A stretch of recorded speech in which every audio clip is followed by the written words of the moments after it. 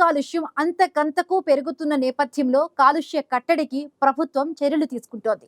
అయితే ప్రభుత్వం తీసుకుంటున్న చర్యలతో తాత్కాలిక ఉపశమనం కలిగినా మళ్ళీ కొద్ది రోజులకు కాలుష్య సమస్య ఎప్పటిలాగే ఉంటోంది.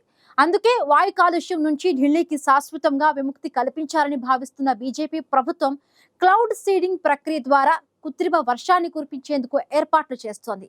తాజాగా బురారి ప్రాంతంలో నిర్వహించిన ప్రయోగాత్మక పరీక్ష విజయవంతమైన నేపథ్యంలో కృత్రిమ వర్షాన్ని కురిపించేందుకు బీజేపీ ప్రభుత్వం సిద్ధమవుతోంది.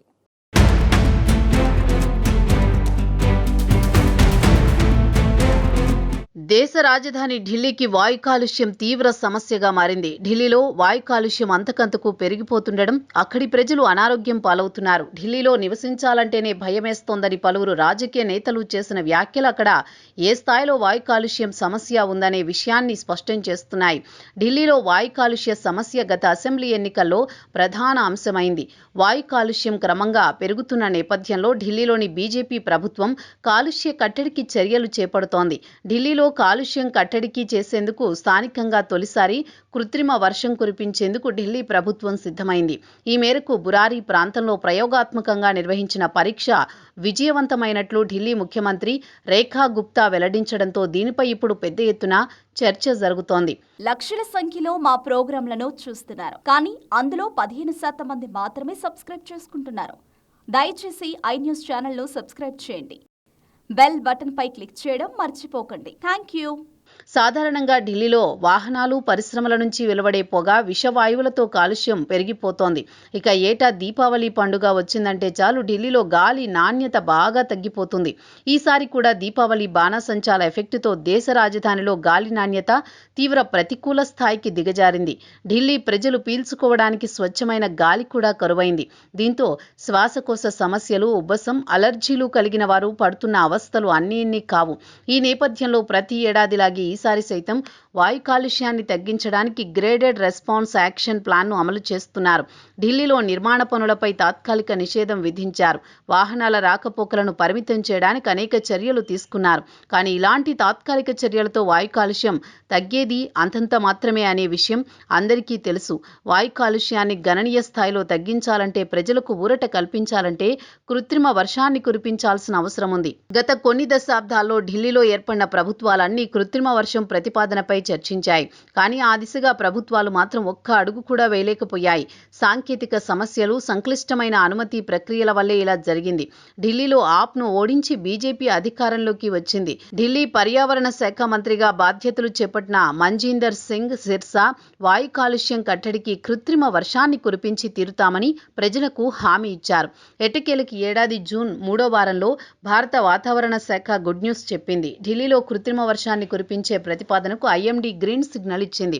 ఉత్తరప్రదేశ్లోని ఐఐటి కాన్పూర్ సహకారంతో ఈ ప్రాజెక్టును అమలు చేస్తామని మంజీందర్ సింగ్ సిర్సా అప్పట్లో వెల్లడించారు. ఈ క్రమంలోనే వివిధ కేంద్ర ప్రభుత్వ విభాగాల నుంచి అనుమతులు సైతం పొందారు.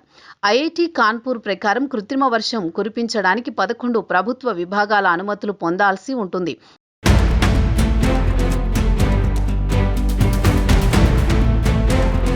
ఈ జాబితాలో directorate general of civil aviation, రక్షణ శాఖ, హోంశాఖ, స్పెషల్ ప్రొటెక్షన్ గ్రూప్, పర్యావరణం, అటవీ, వాతావరణ మార్పుల శాఖ, ఢిల్లీ ప్రభుత్వం వంటివి ఉన్నాయి. భారత విమానాశ్రయ అథారిటీ, ఉత్తరప్రదేశ్ ప్రభుత్వం, భారత వాతావరణ శాఖ, కేంద్ర కాలుష్య నియంత్రణ బోర్డు, భారత పురావస్తు సర్వే విభాగం, విమానయాన శాఖ, పౌర భద్రతా బ్యూరోల నుంచి సైతం అనుమతులు తీసుకోవాలి. సాధారణంగా క్లౌడ్ సీడింగ్ అనే టెక్నిక్ ద్వారా కృత్రిమ వర్షాన్ని కురిపిస్తారు. ఇందులో భాగంగా silver iodide, potassium iodide, dry ice వంటి రసాయనాల మిశ్రమాన్ని విమానాలు, హెలికాప్టర్ల నుంచి మేఘాల్లోకి చల్లుతారు. అమెరికాకు చెందిన సెస్నా రకం విమానాలను ఇందుకోసం వినియోగిస్తారు. ఈ విమానాలు మేఘాలపై నిర్ణీత ఎత్తుల పైకి వెళ్తాయి. అక్కడి నుంచి మేఘాలపైకి రసాయనాల మిశ్రమాన్ని చల్లుతాయి. ఈ రసాయనాలు మేఘాలలోని నీటి ఆవిరిని, తేమను తమ వైపు ఆకర్షిస్తాయి. తదుపరి ఆ నీటి ఆవిరి, తేమ కలిసిపోయి ఘనీభవించిన బిందువులు ఏర్పడతాయి. ఇవే చివరికి వర్షంగా కురుస్తాయి. ఈ పద్ధతిలో వర్షాన్ని కురిపించడానికి దాదాపు 30 నిమిషాల సమయం పడుతుంది. క్లౌడ్ సీడింగ్లో 2 రకాలున్నాయి. అవి హెగ్రోస్కోపిక్ క్లౌడ్ సీడింగ్, గ్లేసియోజెనిక్ క్లౌడ్ సీడింగ్. ఇందులో హెగ్రోస్కోపిక్ క్లౌడ్ సీడింగ్ పద్ధతి ద్వారా క్లౌడ్ సీడింగ్ చేస్తే మేఘంలోని నీటి బిందువులు త్వరగా ఒకచోట విలీనమవుతాయి. అవన్నీ కలిసిపోయి పెద్ద పెద్ద నీటి బిందువులుగా ఏర్పడతాయి. చివరికి ఇవన్నీ ఏకమై వర్షాన్ని కురిపిస్తాయి. ఈ పద్ధతిలో క్లౌడ్ సీడింగ్ చేసే క్రమంలో ఉప్పు కణాలను సాధారణంగా మేఘాలు బేస్ వద్ద చల్లుతారు. మరొకటి గ్లేసియోజెనిక్ క్లౌడ్ సీడింగ్. ఈ పద్ధతి ద్వారా క్లౌడ్ సీడింగ్ చేస్తే బాగా చల్లగా ఉన్న మేఘాల్లో మంచు పేరుకుపోయే ప్రక్రియ వేగవంతమవుతుంది. తదుపరిగా ఆ మంచులో ఏర్పడే కేంద్రకం అనే వర్షానికి దారితీస్తుంది. మన దేశంలో ఇప్పటి వరకు ఒక్కసారి కూడా క్లౌడ్ సీడింగ్ చేయలేదు. ఐఐటి కాన్పూర్ 2024లో దీనిపై ఒక ప్రయోగాన్ని నిర్వహించాలని భావించినా ఆ తర్వాత దాన్ని వాయిదా వేసింది. కానీ 2023 డిసెంబర్లో పాకిస్తాన్లోని లాహోర్లో క్లౌడ్ సీడింగ్ నిర్వహించారు. దీనివల్ల అక్కడి గాలి నాణ్యత 300 నుంచి 189కి తగ్గింది. అయితే 2 రోజుల్లోనే లాహోర్కి గాలి నాణ్యత క్షీణించింది.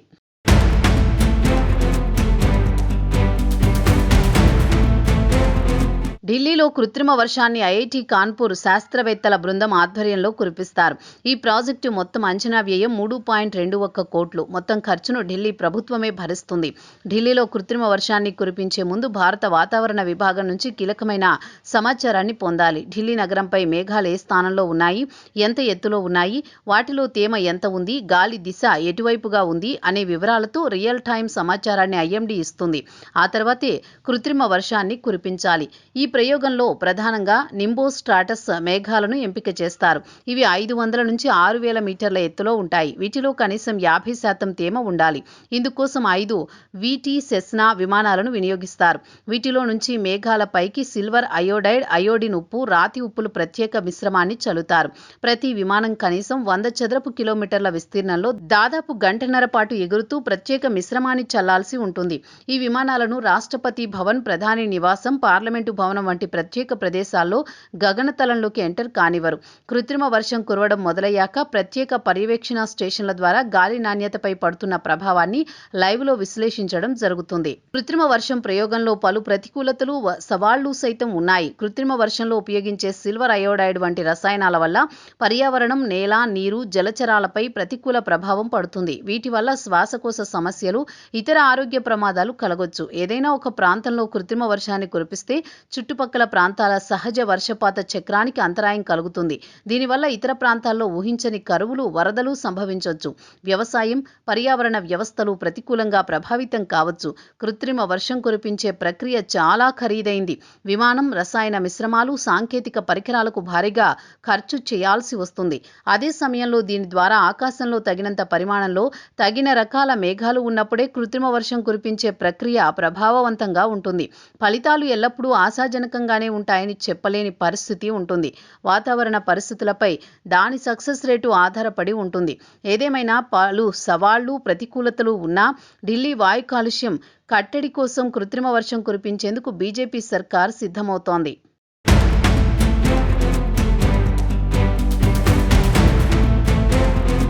ఢిల్లీలోని వాయు కాలుష్యం ప్రధాన సమస్యగా మారిన నేపథ్యంలో దానికి శాశ్వత పరిష్కారం దిశగా బీజేపీ సర్కార్ ప్రయత్నాలు ముమ్మరం చేసింది. వాయు కాలుష్యాన్ని కట్టడి చేసే చర్యల్లో భాగంగా కృత్రిమ వర్షం కురిపించేందుకు బీజేపీ ప్రభుత్వం సిద్ధమవుతోంది.